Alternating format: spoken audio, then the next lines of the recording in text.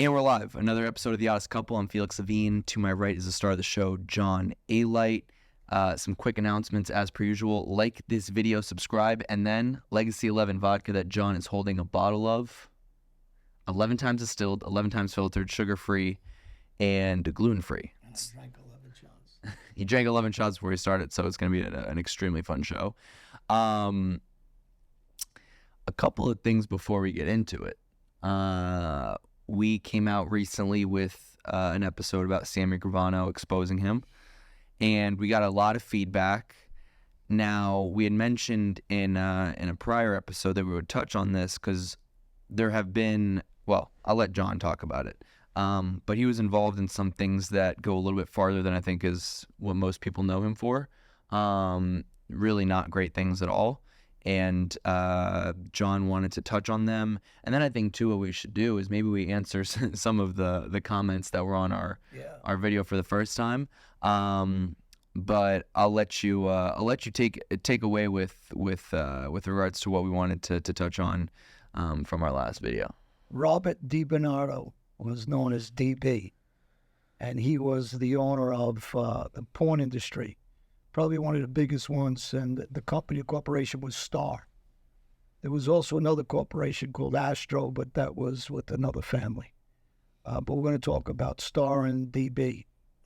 DB was directly around Paul Castellano, giving boatloads of cash to Paul Castellano.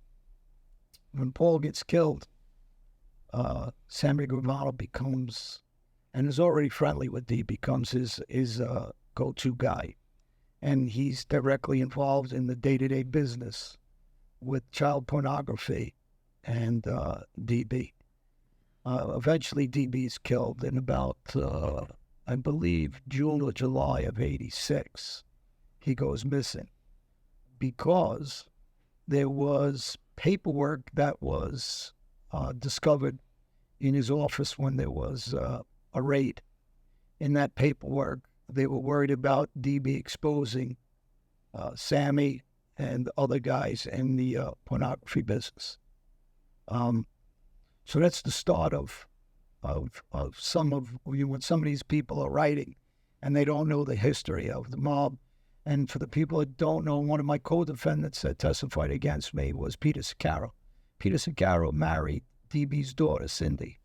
So I'm familiar with DB. I'm familiar with his daughter. His daughter had nothing to do with that business, actually. She was pretty nice, friendly to talk to. And we would see her, around occasionally. And also, while Peter was married to her, we would see her. So when you say, involved, what exactly do you mean? Well, he got envelopes. He would go there, day-to-day business, sit with them, discuss the money was being made, discuss the running of the business, discuss the future of the business. In every aspect of the business, he was involved in. Later on, DB gets killed, but he gets killed because Sammy had concerns about the knowledge DB had about him and who he says there's other people involved. But anything that I've looked into or anybody that knows him knows that this is what Sammy does. Any partners that he has, he says or does something to kill them so he can control the money. But again, he's not the one that's personally killing him. When DB gets killed, the story has it that DB came down to Sammy's cafe downstairs and somebody shot him from the back of the head, and then they took him from there. So these are typical, it's like me and you sitting here, somebody goes from behind the curtain after we're friends with him and I set you up and they shoot you in the back of the head. This is his MO. People don't understand why I have the bad taste in my mouth, because he's done everything that you could possibly do that is completely, if anybody that is approving the porn business, child pornography, then I guess you'll write to me on this and tell me you still look up to this guy. Why? So why do you think he gets involved in it in the first place? Just purely lucrative business? He's lucrative greed. Doesn't care what he's doing to children. Just what I said. He had the young boy Kaiser killed. because he was there and he witnessed a murder by accident. He's not a street guy. He's not a man. He's not a gangster. He's not a thug. This is what he does. And so when people are talking about him like they know him, they don't know him. They don't know anything about him. And it's no different than, listen, I dealt drugs also. So, but what he did was he involved his children in his drug dealing business. He involved his family in his drug dealing business when he went back to jail for ecstasy. So, he's done everything you could possibly do and look at a guy and have no respect for him. So, online right here, and I'm pulling it up, it reads, DiBernardo, who had been the target of a federal investigation into child pornography, was awaiting sentencing when he was murdered by Sammy Gravano. The body was never found. According to some accounts, Angelo Ruggiero engineered an order from Gotti to kill DiBernardo because he had once told Ruggiero that he was not smart enough to be the underboss. Yeah, and this is Sammy's story, and everybody, this is what Sammy's saying. But he's leaving out the part that he was partners with him. He was taking envelopes off him. He was discussing the pornography business with them. And again, Sammy Gravano didn't kill him. It was somebody else that killed him. He just brought him to a room. And these are cowardly acts. These are not like that he's doing anything that he's actually doing. He's not Roy DeMeo. He's not Joey Scopo. He's not the slew of names that I've mentioned before. He's not Scarpa. This is not who he is. He's not gas pipe. But why do you think this is not like super talked about in his genre? I don't think people have the knowledge. If you get Fat Sal, guys Where'd you get the knowledge? I've been around our family since I'm a kid, right? So I've been around since '82. So when you get a guy like him, that Fat Sal is one of the guys that were going to hit Sammy. He's the one that plotted the hit of Sammy. And Fat Sal knows, what guys will tell you, well, if he says this ain't true, it is true. You got him that knows about it. You got Andrew that knows about it. DiDonato, you got some sharp guys that were street guys that were involved with our family for years that know every inch of this. And they know everything about Sammy since he's young. His crew, they know him since he was stealing tires in his 20s out of the trunks of cars. He didn't have money. You're stealing, tires. That's usually somebody that has a drug problem that's doing that. So he didn't have a drug problem. He was just penniless. So, when he puts his image of himself, these are all not factual. These are all lies. And these are the things that guys talk about that no. When he talks about he's intelligent, and I don't remember the name of his corporation, he had a corporation of construction company that he named the same construction company in Arizona. That's how they found him when he was in witness protection. So that's how they found him, and that's how they were going to hit him. And not only that, they were going to hit him through his back door during his deliveries. He used to leave the back door open. So it was so easy to get him at that same time also. And, later on when he finds out that he's going to get hit, he calls the FBI, and the FBI had wiretaps on certain guys. And Pete Gotti was one of the guys that were plotting against it, gets hit with this case. Next, I think what we should do is answer some of the comments that were on the first video that we made with regards to this. Some are not questions, some are more comments, but curious to get your reaction. Alite and Sammy both are only being human as to your grandeur/my grandeur. This is how I see it. In all jobs, you have a guy doing a lot of work getting little accolades. Many occasions, you have the smusher getting promotions. This is the back and forth with Alite and Gravano. No, this is facts. He was in prison. So for that person that wrote that, he was in prison. He reached out to me. I didn't reach out to him. He asked for my help. He asked for my lawyer. He asked for my connections in construction business. He asked for money from me. So there is no grandeur. He's not one of those guys that could sit here with a list and say, I shot this guy, shot that guy, shot this guy. He can say, I was a weasel, and I weaseled them into a room, or I weaseled them into a location, and somebody else did the work. He could say that. But he'll try to tell you that planning it and doing this nonsense, I did that too. I mean, so, when I was planning hits, it was, I've said of Johnny Gabbett that was involved in a rape. I did the same thing from the street and from jail. This is these are nonsense stuff that he's selling to kids that don't know any better to watch these TV shows. This is a funny. It's just a random one. Felix is gonna end up catching a beating from someone. John better get him a snub nose. That's funny. Let's see. What's another good one? It's funny. Some of these comments are like, "Sammy is a freaking legend." Yeah, 'cause he's probably right now. Who's gonna say that? It is user -V9 U2T8M. Yeah. I'd love for them to call in directly. So, when they talk that without knowledge, and again, how about the one the guy says that Sammy's not afraid of anything? Yeah, I'm trying to. There's 1.1. There's 1,100 But if comments. he's not afraid of anything, then why are you living in Arizona? Why'd you go in the witness protection program? Why are you not in Brooklyn? I mean, I could go through this stuff. Why do you need paid security when you go somewhere?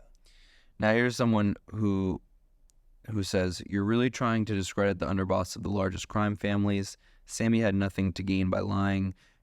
Your boy Gotti appointed Sammy that position. John, I like watching your channel, but posting something that's false doesn't seem like you're telling the truth, basically." John Gotti put him there for one reason only, and they keep saying my boy John Gotti. John Gotti Sr., he had nothing to gain. He had to gain his life. He ratted John Gotti out. So whoever wrote that is delusional. By ratting out John Gotti Sr., he got his life back. So what are you talking about? The guy ratted. I mean, he ratted from day one. And he used the excuse of John Gotti Sr. You were in the same jail as John Gotti Sr. If you wanted to be a gangster, you could have killed him in prison. Everybody knows the way you handled yourself around John. John demanded and you listened. So, whatever John said you did, you're not, whoever wrote that doesn't know what they're talking about, not even the least. That's why he said he carried his umbrella from. I mean, he didn't ask Joey Scopo to carry umbrellas from. He was friendly with him forever. He didn't ask Johnny Kinnick to carry umbrella from. He knew that he can maneuver Sammy any which way he wanted. The only thing he also knew was he couldn't trust Sammy. He talked about that on a regular basis. And he talked about it on tapes. He talked to Frankie Lucasio in that apartment at the Ravenite, and he was basically saying to Frankie, let's kill him. And Frankie was very quiet about it because they were in an apartment. He didn't want to talk. Would love to see you and Junior Gotti reunite. And the ring. You know what the thing is? When people talk, my life has moved on. And I keep saying the same thing. I travel around the world and I get to this genre. We were the first ones in this genre. Everybody followed me in this genre.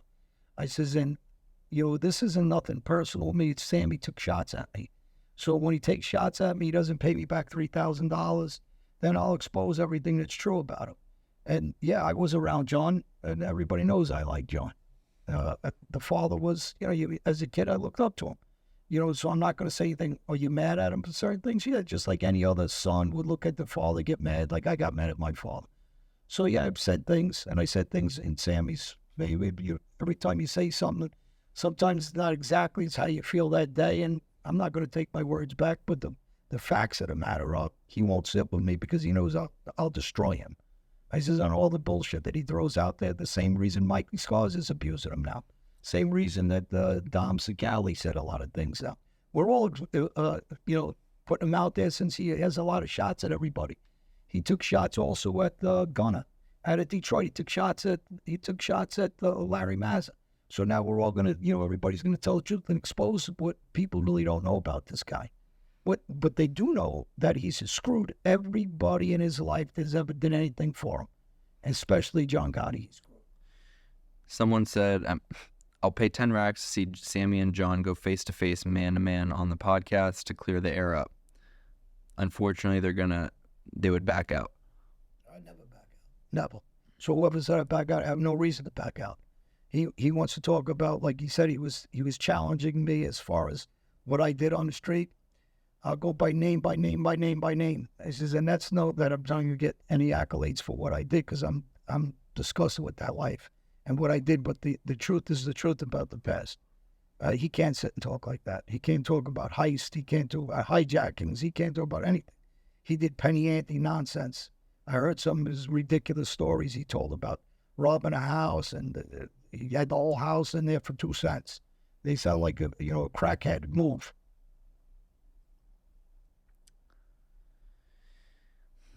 Let's see, there's some good ones.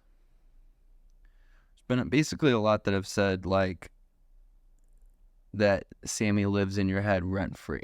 I think you should address that. I gotta address that. I travel the whole world. I'm in every country. I'm in magazines. Just now was a cover of Life magazine in Germany. I'm on TV shows all over the place. I play in movies all over the place. I make money legitimately in different areas outside this genre. Sammy doesn't leave that little box in Arizona. He doesn't travel because he's too scared to go out of the country. He's too scared to go to another city. He's too scared to come to New York, where we all grew up. I says, well, we all love the city. So when someone says something ridiculous like that, it's got to be him writing again. I mean, who's going to write something like that when I live my life everywhere? This guy wishes he could have a life that I have. There's another one that says, time to get these two together for a sit-down interview.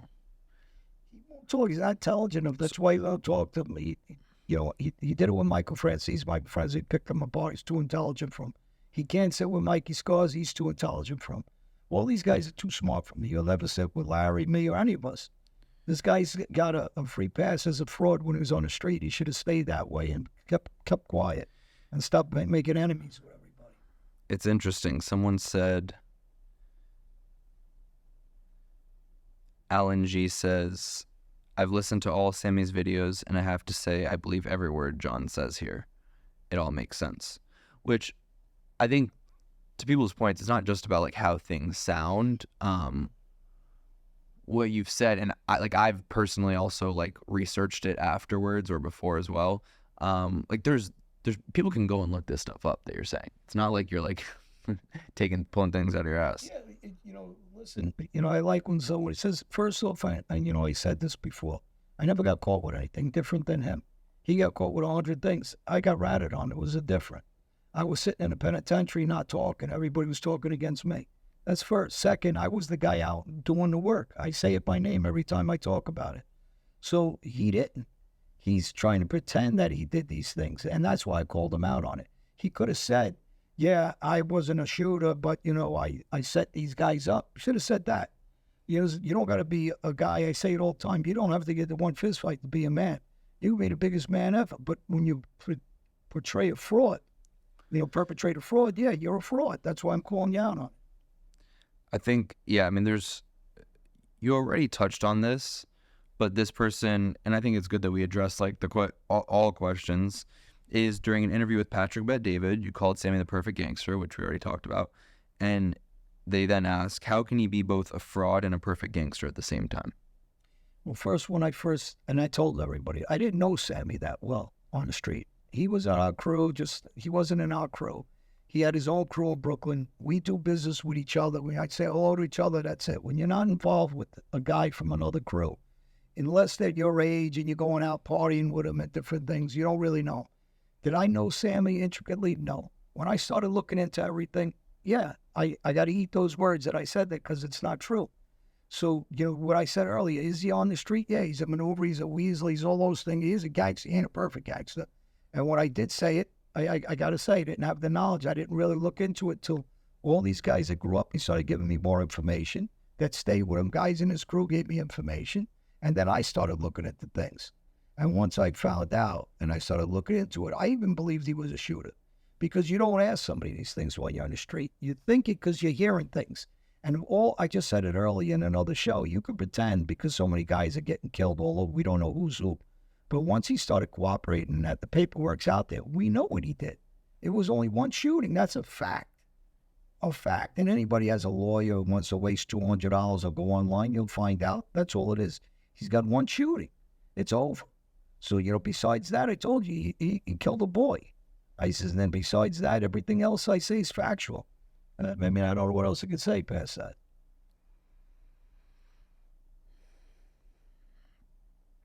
Yep.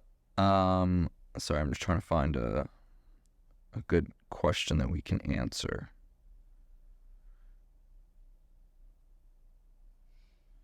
Someone said, at 19 minutes, did we take a shot at Gene Borello? We're about to record with Gene. Gene will be on the show again. Actually, by the time this comes out, we have to decide which one will go first. But for people that like him or don't like him, Gene is somebody that people like listening to. So. And we did our show with him. Not going to make everybody happy. People always attacking all of us, and that's what happens when you're online. People attack you. But with Sammy, again, if he's such a gangster, such a good guy, and such a gentleman, you don't pay back $3,000. And I'm never going to stop either, because that's so laughable. It shows what his personality really is. It shows what a fraud he is. To be embarrassed. This is a guy that said, yeah, he took $3,000. He asked me to borrow $3,000. I could bring my lawyer back on again, Doug Anton. He'll tell you how he got him as a client through me. And, the guy lies about everything. He lied about the Louis DeBono hit. He lied about Frankie Lucasio liking him. Frank Lucasio hated him. I was working on the case to get him out of jail. I mean, these are just complete lies on his part. And, I could bring in Fat Sal and different guys that could tell you that this guy's just full of shit. They know him their whole lives. And those are my personal friends, so these guys know him intimately. Did you guys ever have an encounter with some Philly mob XY's guys? I saw Joey Merlino start a podcast. What about a sit down with you guys? Joey's not gonna sit with anybody. So he's gonna hold his whatever he says on his show, and like we said on the last show. I don't care what Joey does. I don't pay attention. If he does something, he doesn't do anything. That's his business. When guys are going to talk against you, say something, I guess guys will talk back. People are all going to have their feelings of what he's doing, what I'm doing, what he's doing. So that's just life. Everybody has an opinion. You can't stop that. But he ain't going to sit with nobody, because then he's putting himself out there even further. But you would sit down with him on his podcast. I have no interest one way or another. There's really nothing to talk about. But so I don't know what they want to accomplish with me. Talk with him, but anything that I've said about Philly, the guys I grew up with in Philly, guys that know me, Turchy's son, different guys that, do I know Joey? I met him early in the 90s, years ago. I've said some good things about him, and I've said some other things about him, honestly. But everybody's going to have an opinion, so... but there is nothing to talk about. His mob his guys weren't involved with us. I know his friends from Philly, and whatever involvement I had with them down there doesn't involve him. For the 900th time, do you want to clear up why it is that Sammy was an underboss, Alite never even was a made man? Because whoever said, you fucking idiot, I'm Albanian. I says, it doesn't make you a man because you're Italian and a made man. We could give a shit, and I could give a shit who's made. Anybody that knows me, truly knows me, or any of these agents that are doing interviews and doing TV shows, ask them if I gave a fuck who anybody was made or not. If I had a problem with them, they'll know about it. I'd go after them. That's why Ronnie Warnham, captain of the Gambino family, said you got to be nice to Johnny Alite, or he'll kill me like he kills everybody else. So I didn't say that. He said that. So you guys that don't know anything, you better do a little homework before you insult me or insult anybody. If you insult Joe Watts or what I said, Jimmy Burke, or any other guy that wasn't any black guy that stayed with me, because none of us, if you're from the street, you don't give a fuck about anybody's title. There's a bunch that said that we did this episode for views. Do you want to address that? Yeah, 100% I did it for views, you stupid bastard. I wrote that too. This is why we do shows, for views, for money, for our sponsorships. And I brought him in on this also, Sammy. So whoever wrote that, yeah, same reason he talks about me, for views. And they're factual. It's views, but it's factual. So if you're interested in hearing facts, then I'll tell it to you. But when Sammy talks bullshit, then we're going to call him out on it. And Sammy got in this business because of me. So whoever wrote that, you better understand and follow who was in this business first, before everybody. This was me that started this.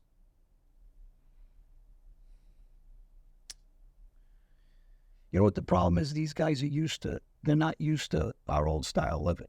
So now they get to troll and say what they want instead of getting their head cracked open like we used to do, and they know they're safe. And that's okay. They're allowed their opinions, but they're ridiculous statements. Yeah. Let me, I'm trying to find another good one. Let's see. Someone said, what's the age difference between Sammy and Alite? about 30 years. And he looks about 100 years older. Listen, same thing on TV. He's such a tough guy. Why is he in Arizona? If he's such a boss, why is he hiding? No different than Joe Messina did and the rest of them. As soon as they start cooperating and they don't have anybody to have their balls get snipped, I said it over and over and over again, then they hide. So if they want to be who they are, then stay in the neighborhood like the rest of us, whoever's here, and be who you say you are. Let's see if there's any last good ones.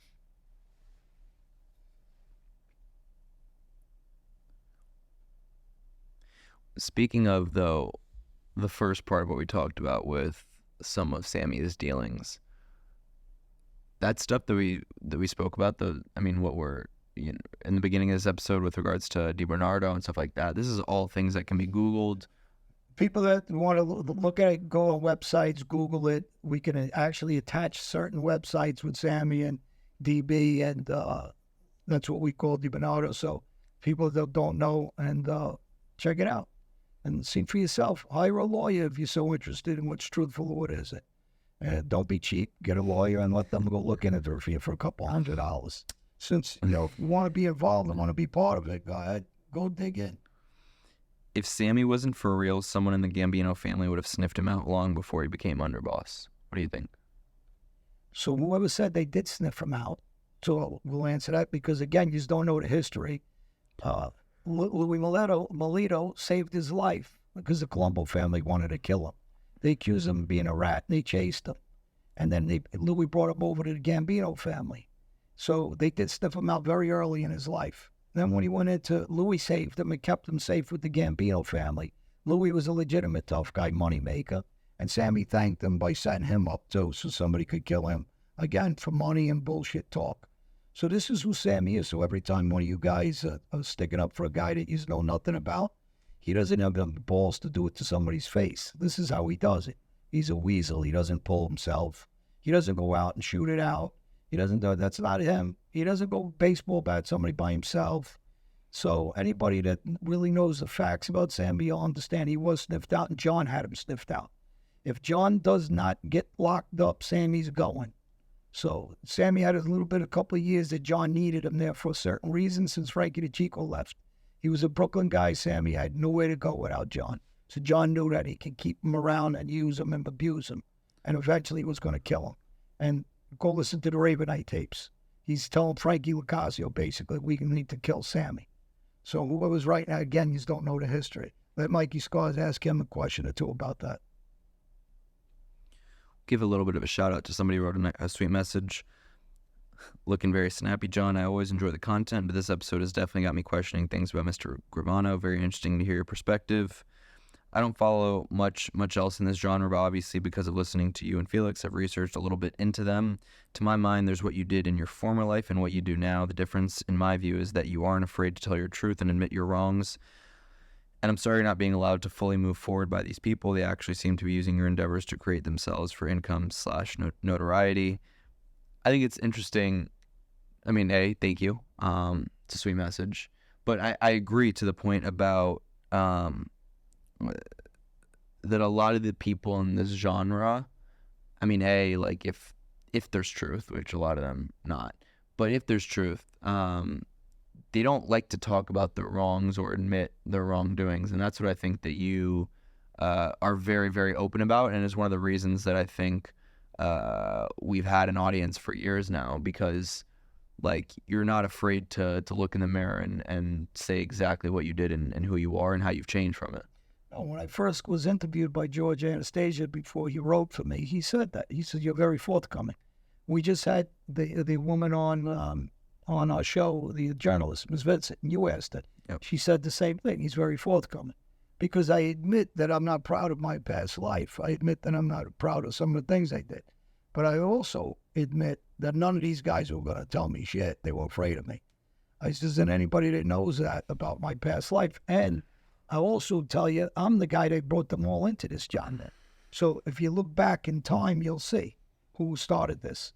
And when I did favors for these guys, they don't do anything but backbite you. Guys like Sammy I'm talking about, and there's certain other guys. There's other guys that are gentlemen on here. And, and some of you guys know Dominic Sicali. He's a gentleman. He really tries not to go after anybody. Like John Pedisi, when he's on his show, he's a gentleman. Then you got some with other guys that are, they're full of shit. I keep sending these back to Mikey Scars. He does a good show. And he works for, I forget the guy's name that he works with. He's a nice guy. He's a gentleman. And I tell you, go check with him. Go get some facts. Since you want to use, some people want to use the fact and say, I wasn't a boss, a made guy, or this nonsense because I'm Albanian. But he'll tell you what's factual. And he'll tell you about the violence. And he'll tell you how full of shit Sammy's. And I heard that he's been saying it. So we're all telling you, Sammy started tell a lot of lies and falsehoods. And he bullshitted a lot about John Gotti Sr. And you know what? Whether you like John or not, I know a lot of this bullshit. I know the hit of Paul Castellano was his biggest bullshit story of it all. And he's got a plaque up on his wall like an idiot. And I don't got no plaques up on my wall because you shouldn't be rewarded or even believe that any of this is a good thing that we did.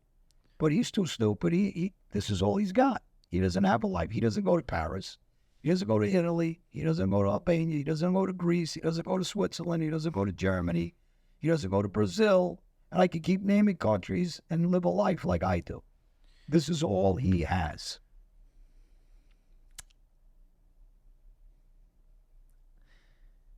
Let's clarify.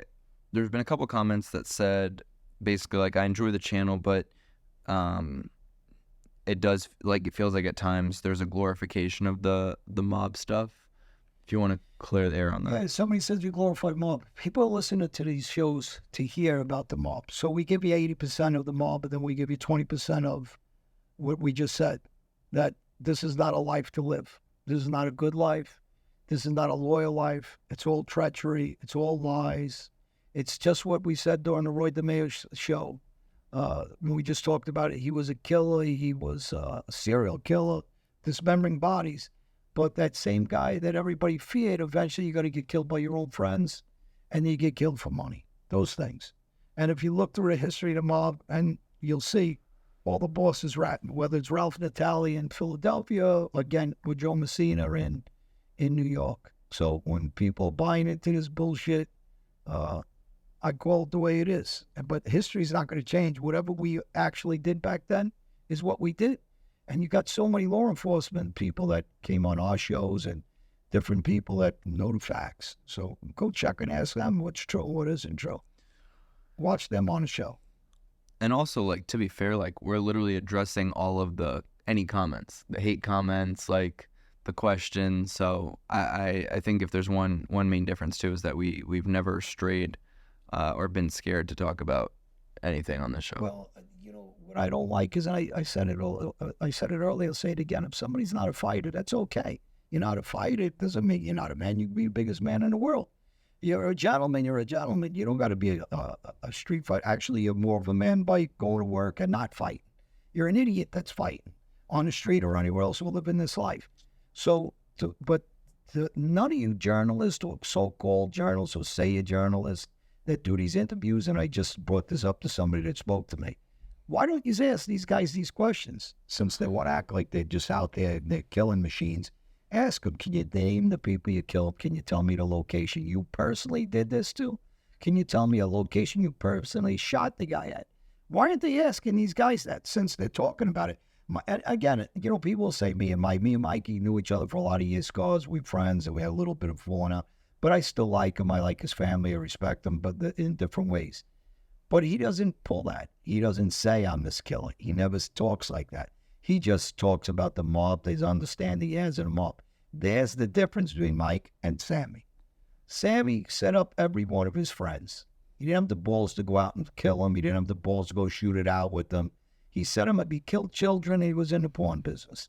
He sold drugs with his family. He dragged his family. That's what a father does. So this is the problems I have with Sammy. And he wasn't even a fucking gentleman enough to send a message and condolence for my daughter. And somebody brought that up in that too, that wrote it into me. And you're completely right. It doesn't matter what it is. We don't involve families, and we should show a courtesy to each other on certain things. I mentioned Vinny Sarah passed away, and I don't say it in a bad way. It's a condolence. Whether, somebody's life is lost, you owe it to that family to say something for them. Whether the family wants to hear it from you or not, at least you're being a gentleman. This guy doesn't know how to be a gentleman. That's the whole point.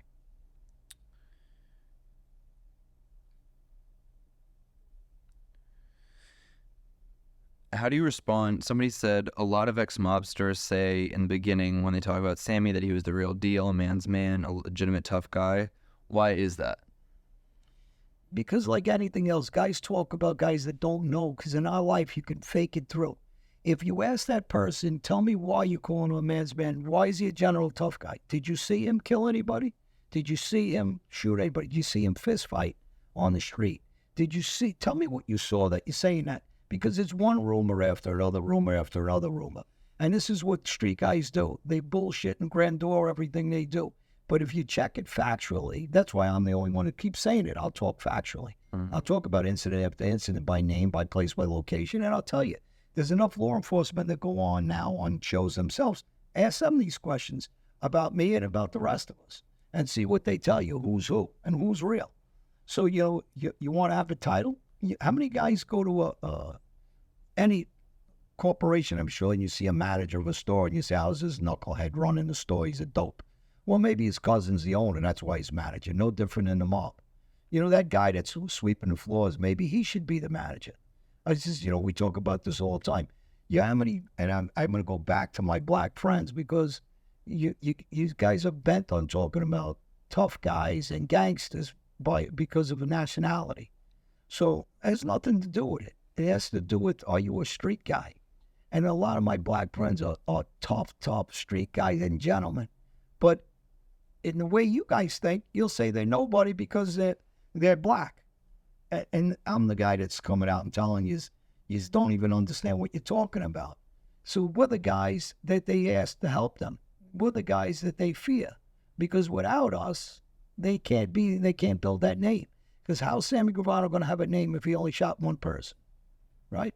And that's laughable in the Albanian culture. When they heard about that this guy really only shot one guy, I'm talking about the street guys, gangsters, they laughed because it is a joke to us.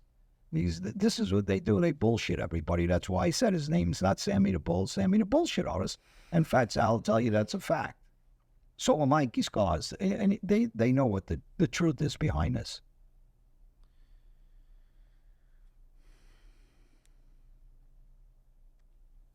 Someone asked, why does everyone here in the comments care about who's a fraud and who's not?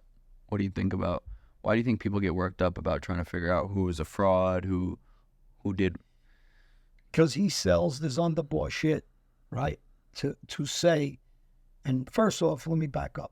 Because number one, I'm going after him because he owes me $3,000. It's the point of that $3,000. And just for, it's not the $3,000, like it's not like life-changing money, it's the principle. I don't need his $3,000 that I gave him, but it's the principle that he thinks he's slick. So I'm trying to show people what kind of gentleman, what kind of real guy would not pay back the $3,000. He's a fucking deadbeat. He's been a deadbeat since he's a young guy. And the thing that annoyed me is he took cheap shots at me. He instigated a couple different incidences in which he knows what he did, and he thinks he's slick. He thinks he's pulling strings in the background. And if anybody knows anything about me, the guy that's pulling the strings is the guy I'm going to go after. The guy that he sends to do, I have not a problem with that. I'm going to go after the guy. He wants to be the guy pulling strings and sending people and doing this. I'll continue this the same way he's on my page. He's like a troll himself. He thinks I don't know what he's doing. He's not that intelligent, trust me. People think I don't think they don't know like I do.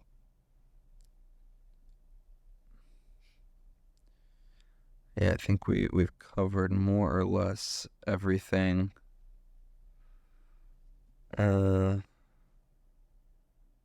Someone said, what do you think Gotti would think of you and Sammy going back and forth right now? Gotti would have told me to kill him in 1991 if he'd ever went to jail because of Sammy. He wanted me to kill him. So he already knows this. This is why I said he's a bullshit artist. I can't stand people like him, just be upfront. I mean, and that this discussion at the beginning, God, he wanted to kill him. And I'll tell you the truth, for whatever reason, I have no idea why. I said, this guy wants to pretend that life is over for him. I got to tell you something else. That one shooting, the one killing you did, the one. Let all the people know what year that was. This is how desperate this guy is. He has nothing else in his life. I just said this. He doesn't go to the beach. He doesn't go out socializing. He does out dinner in restaurants all over. He doesn't have a lot of friends. He doesn't dress up. He had, I don't know, 16 facial surgeries already. I don't know how many of those he did. I said, the guy's just a narcissist bastard. This is that nobody understands. This is all this guy has. He doesn't socialize. He doesn't travel around the world. He doesn't go on cruises. He's not in Aruba. He's too scared to go anywhere without armed security because he's scared somebody's going to kill him. So that's the facts. Now, if he just was a gentleman and quiet and didn't talk like he was this prolific killer, like he's Roy DeMeo, or he's a gas pipe or one of these other guys, then I would respect him. But you can't respect somebody like him. He's full of shit. So to answer the question, yeah, John Gotti would have had him killed a long time ago. He would have said, keep abusing him, John. Somebody said, is Sammy in witness protection? He was, and that's where they moved him down to Arizona. And that's where they were going to hit him at, they had the pizza place. They could have hit him right through the pizza place in the open door. I think it was in his son's name. He was done. He was hit. Pete Gotti, nice guy. I like Pete. I always said I like Pete. But Pete never killed anybody. Pete's not a shooter. You know, for the people that don't understand, he was a boss. They made him an acting boss because John was controlling him from jail. And he was pulling the money still. So this is about money. This isn't about guys. If he had a real shooter around him, then, you know, John at the time would have had him killed easily. But, you know, you didn't have guys at that time. You know, it was over at that time for him. Someone said, how can I figure out who is actually telling the truth? Where should I look? FBI guys, all the retired agents. All the guys ask him. They'll tell you how many shootings he's really got. You could get a lawyer, same thing, what I just said earlier. He's got one. Well, why don't somebody just try asking him? Forget doing research. Whoever that guy is, get on one of his shows and ask him directly. One of these, you know, fake journalists that ask him questions and won't ask him directly. Let him answer what he feels like answering. These are beach ball questions. I never stop anybody from asking me anything. Never. Not one question that I ever ask ahead of time. I go on live shows. You can ask me anything. This guy don't let you do that because he'll end at one. How many shootings you do? One. So why you tell everybody you're this big time, you're good at killing? You're good at shit. You're good at bullshit. That's the fact of it. And this is what makes kids believe this shit. Question for John. What was the Chicago outfit's reputation from the New York Wise Guys? I mean, years ago, they had a strong outfit, and then after that, they got watered down, very weak. Frank Calabrese is the junior, is, you know, he's done some interviews about his father and some of the guys in Chicago. I know a handful of them. Some I was friendly with, and some I had a lot of disdain for. So they're not the same. Nowhere near like what it was years ago. For $1 million each, do you think that you, Sammy, and Gotti Jr. would sit around a table? If I was Gotti Jr., I would be, and you know, I know he taxed me a lot. I never understood that. This guy's the one that killed his father, put him in jail for life, had him suffering day and night, chained to beds, choking on his own spit. And how he doesn't go after him nonstop when he was doing talks and everything, I don't get it. I mean, you know, if it was my dad, that'd be my only thing. You made my father die in jail. And since you didn't kill him, I would go after him this way to expose what I'm exposing. Because he has enough information to expose him this way.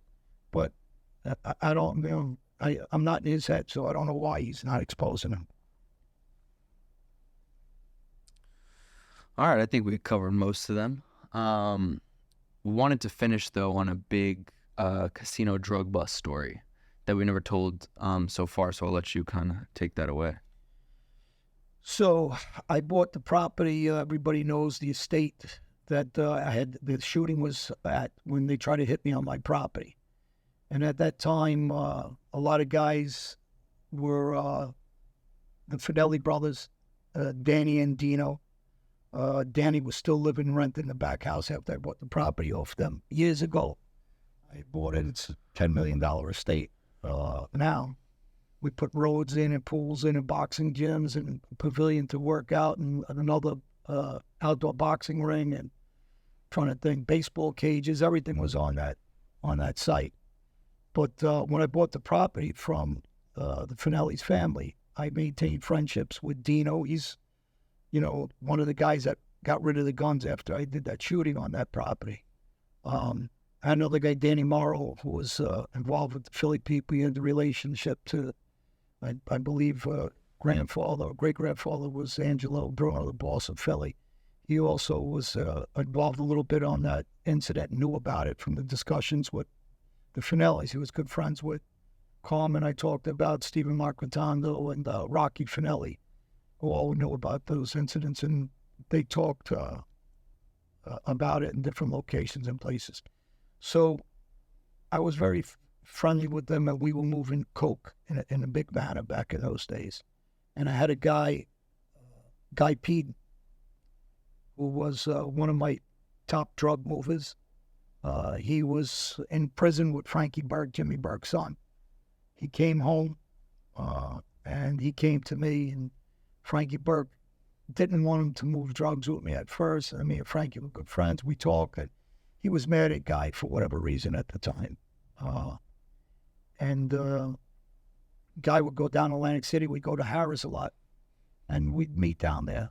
Different guys. There was a kid, Joey, that would come down, and my cousin, Patsy, and he'd bring a slew of guys down, and I'd meet them in Atlantic City because my house was about 45 minutes from there. They'd come from New York.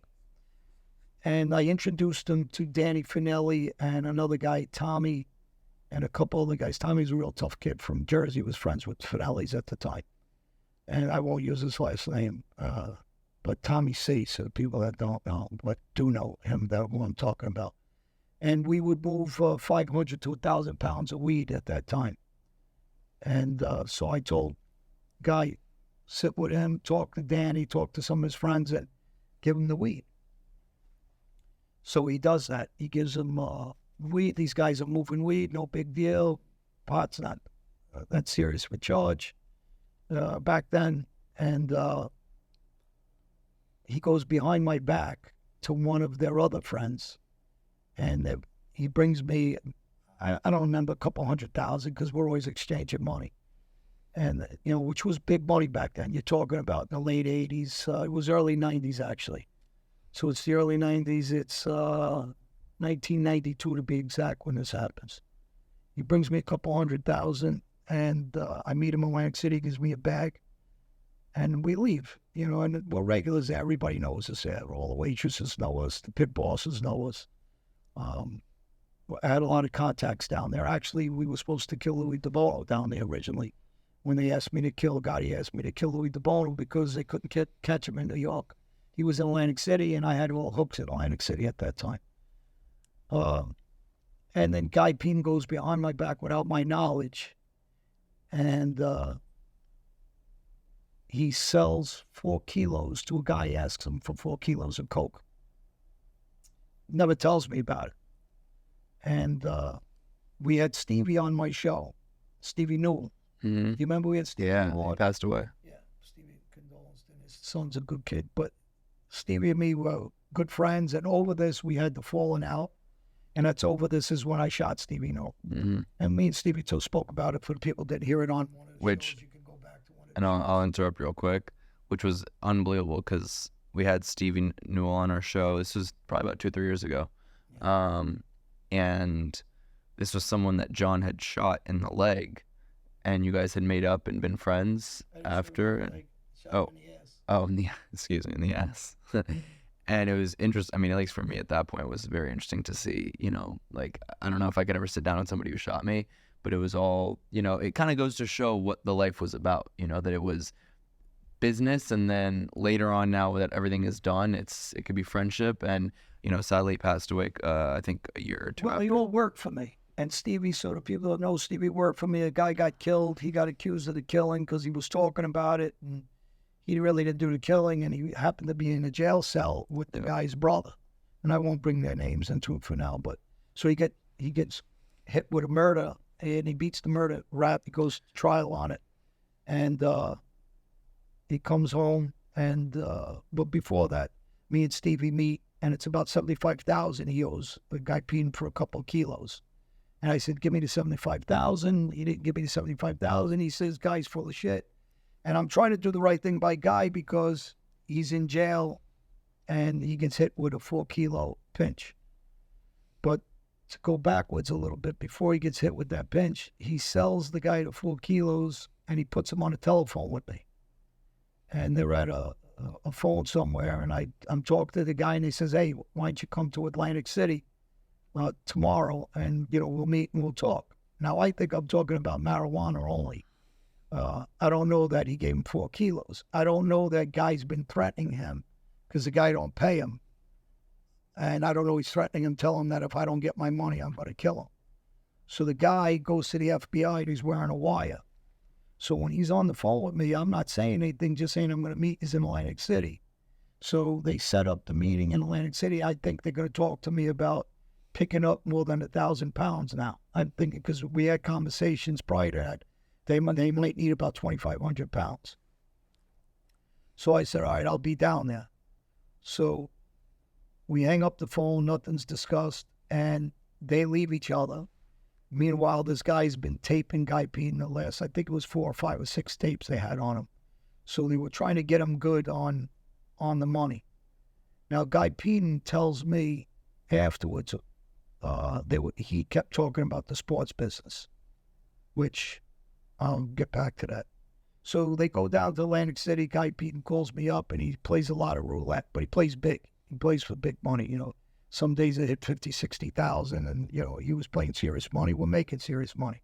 We're all driving nice cars, Corvette convertibles. He had a Cadillac. He's buying houses. We bought a building on Jamaica Avenue on the bar that we owned, the Jägermeisters.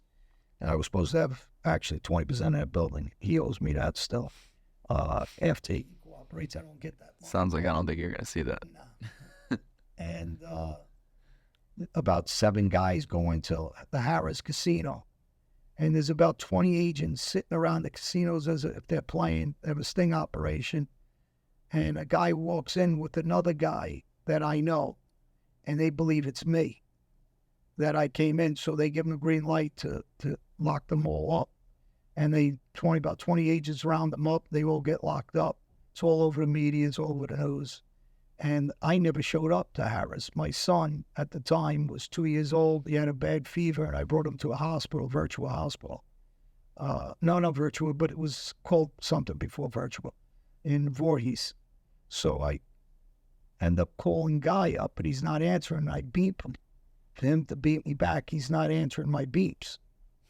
And I keep beeping him, and I can't. And then I see on the news, they all got locked up, and they're saying I got locked up. But the media didn't get it right. The guy just looked like me. He was actually an innocent guy. He had nothing to do with anything. He just was one of the guys who were down there, and he was wearing a white sweatsuit. I had a white sweatsuit that I used to wear. It looked like a parachute, white sweatsuit with a parachute. And the guy was about my size, and they thought it was me, and they all got pinched. It was all over the news, drug bust, and in the Harris Casino, sting operation. And I go see Guy's sister, who I was friends with. He used to call her Sergeant Slaughter. And so I go see his sister, and then I go see the mother. And the mom and the sister start talking to me about Guy is worried that I'm going to kill him. So, obviously I'm telling the mother and sister. I really wasn't contemplating killing him. I said, I'd never kill your son. I says, why is he even thinking this? And, I'm talking to him. But I don't know yet that he sold 4 kilos to him. So I don't know what this is about yet. It just said it was a drug bust. It didn't say kilos, it didn't say pot, it didn't say anything yet. And eventually I find out what it's for, and he won't call me. And I'm trying to get him to call me. He's making excuses why he's not calling me. So I think that's when he originally started flipping and becoming an informant. And he tries to set Ronnie one-arm up, myself. And eventually he gets out of jail. But before he gets out of jail, I ask, how is he going to, I'm trying to get involved in the case.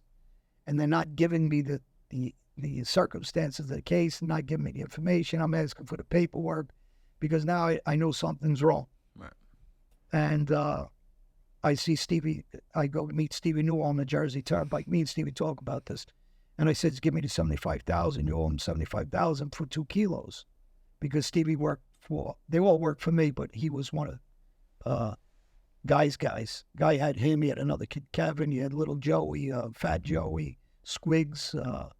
He had about 15 guys that were moving for him. These are all my workers, under guys. Because I had different guys all, and these guys were. So they're coming to me and explaining to me what's going on. So now I know it's about cocaine, and now I know the story. The guy was trying to get me on a wire, which he could never have got me because I didn't talk about anything. I didn't know anything about cocaine. And guy finally calls me from jail and starts talking to me. He says, no, I could beat this case. They had papers on me for my gambling because we had sports business still. And they had paperwork on him, he said, for the sports business. So they think it's for sports. He owes me money for sports. I never said it was for coke. I never said it was for weed. But I'm getting other information because I hire a lawyer and investigator to find out. And they tell me he's lying. There was a woman agent that was dealing with working with him. And he finally gets out. He says on a bail. And I think that's when they put him back on the street to, come after me and try to get me on drug case.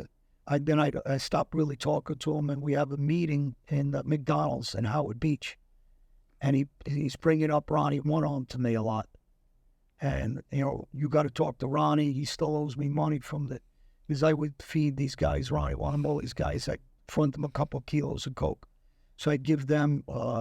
I'd give Vinny Gotti's brother-in-law, Joey Dyke, was a good friend of mine. It was aces with money. I'd give him 4 or 5 keys at a time. So he starts bringing all this up in the McDonald's. And I was with, and it doesn't matter the girl, but I was with a girl in the McDonald's, and I told her, I said, this guy's wearing a wire, like something's up. I said, so I go sit over there while I talk to him. So I already knew ahead of time that, maybe he's trying to wire up to that. And, they try to move the case against me, but I never got locked up for it. I didn't have anything to do with it. And at the time, they had about 700 pounds of weed left that was unsold. So I'm looking for the guy that has my weed now on top of everything else.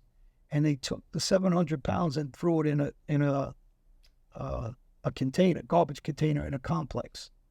So I grabbed one of my friends. He's a legitimate guy. This guy, John, and he's going to watch this. He's going to laugh. Legitimate guy, nice guy. And I said to him, listen, there's like 700 pounds in this garbage. He says, but the feds are all over there kicking everybody's door in. I says, but there's no way I'm going to lose that kind of money. I said, he's talking about crazy money. What's 700 pounds at the time? Even if, I don't know what it was going for, say 1,000 a pound. Jesus. So, about that, back in those, depending what we had. I don't think it was great weed because some of the other stuff we were getting 1,400, 1,200. So I said, we got to go get it.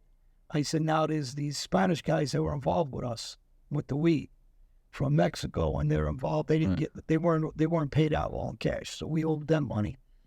And it's a funny story because I go to Danny's father-in-law, who's dead now, and as soon as I walk up to his driveway, he pulls a gun, and he's scared. He thinks I'm gonna do something. They're all paranoid. They think I'm gonna kill guys and shoot guys. Everybody's running from me. And I said to him, I forget his first name, Tony. I said, Tony, put the gun down. And it was the summertime, so I'm wearing a tank top undershirt, and he's yelling, put your hands up, keep your hands up, and he's shaking. And he's got the gun pointed at me. I go, you're gonna shoot me? Get your hand off the trigger. I didn't come here. I just came here to talk to him. Now these same people used to babysit my kids, so you imagine, they're like grandparents to my kids. They got a gun to my head. So I go, put the gun down, and I'm not gonna. He goes, I ain't putting no fucking gun down. I go, so what do you want to do? I said, then I'm gonna walk back out the driveway. I said, relax. He goes, you're not leaving. She won't let me leave. He won't let me go in. And I said, let me just show you I have nothing. Right. He was screaming at me, but I still did it. And he's, don't move your hands. I go, let me just show you. And I lift up my undershirt to show him I got no weapons.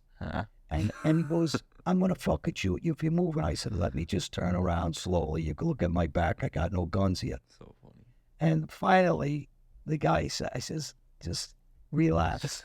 I only want to talk to Danny. And he wouldn't let me walk back in. And I said, well, I'm going to walk back out. And he goes, no, you're not. Eventually, I walk out, and he doesn't shoot me. And I really thought he was going to shoot me because he was so scared. Not because he's... But are you scared for your life? He's a hunter, so you know... Oh, yeah, fuck. But he was scared because he's thinking I'm going to shoot. It's easy to hunt animals and not shoot at you. He thinks I'm going to come to shoot him. So this case started bubbling in different directions because you got this guy you're talking about shoot me. You got me shooting Stevie Newell. And I shot Stevie in like a supermarket. Like it was a bait and tackle place, but at supermarket too. So I walked in and shot him in front of everybody. So I got that going on. And then I had these guys going on. I had this guy rat at the same time. And I had the feds all over me. Meanwhile, the coke business, I am in the coke business, just not with that guy. And eventually the case gets thrown out. And like I said, guy was on the street, trying to get information, I guess. And jeez. And me and Stevie end up making up. And I never see guy really after that much. I haven't seen him in years since. And then Stevie comes on the show. And then me and Stevie made up years later. And we talked about everything. You apologize for shooting him? We both laughed about it because he said it hit his nuts too, and I was like, because I shot him and then I punched him. Oh, nice. So I did both. And, he was on the floor and I clicked the gun to his head. And he looked up at me and he's like, and I said, I better get my money. And then so we joked about it later on. So crazy that you guys could even I don't know if I could sit next But he did the movie Perfect Gangster too. So if people want to watch Perfect Gangster, watch Stevie Newell and you'll see what he says. Because he's the one that says in Perfect Gangster, for the people earlier asked that question, about, he says he watched captains and different people answer to me. Now he says, there's a guy I shot. This is not a guy, there's other people that I was involved with, that I was involved in murders and shootings, were against me to also talk about this on Perfect Gangster. So for the people that want to know if I cared about guys' positions, I really didn't unless I liked them. And the only guy that really controlled me like that was the father. And obviously, and or wouldn't be alive too. So when people question that, why am I alive? The father would have had me killed if he didn't like me. I love that story. I was trying to see if there's any other questions we missed. I think we hit them all, but I think another great episode. I'm surely people are gonna have more things to say. We're happy to answer. I think that's honestly the difference. I really don't watch a lot of this content, but from what I have, a lot of these guys, they talk and then they don't answer the hard questions, or well, we answer everything. And that's the thing. People ask questions about, that property shooting when I'm talking about killing guys. I maybe killed 2 or 3 on my property, but definitely 2. I was at a christening the other day, and one of the guys that were involved in this was there telling the story. No. So I left. I said, you know what? It's funny how many guys were actually, these are not street guys either. These guys are all regular guys who were helping me move the evidence and the guns and the blood and this and that. And watching my kid, at the time I only had my son Jimmy in the house with my ex-wife. So they went in with machine guns for me and sat in the back room. Because I had machine guns all over the place at that time. And then I showed up, and that happened. But so when people are questioning things, there's not a question that happened. These are the things that happen. There's too many guys involved. I'm too detailed. I go through this all the time.